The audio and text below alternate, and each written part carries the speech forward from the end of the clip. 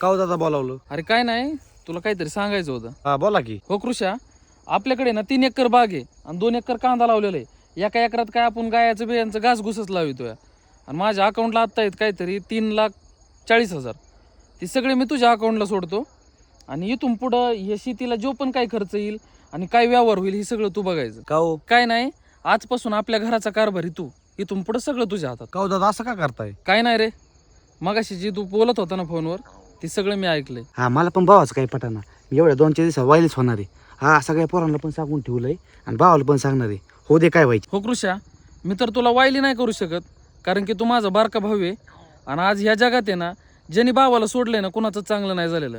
त्यामुळे जर तुला अडचणच असेल माझ्यापासून, तर अख्खा कारभार घराचा तू घे. नाही हो दादा, चुकलं माझं.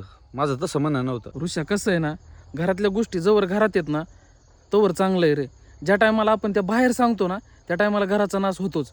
मग माझं म्हणणं आहे की ज्या अडचणी तुला येत ना, त्या तू मला बोललं पाहिजे, लोकांपाशी नाही.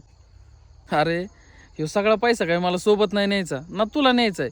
आपण सोबत राहीन हीच आपल्या एकीचं बळ आहे. मला ही वायली बिली नाही व्हायचं. भले कारभार तू का सांभाळा ना. चालतंय दादा, पण नको मला कारभार, तुमच्याकडेच राहू द्या. परत नाही व्हायचं असं.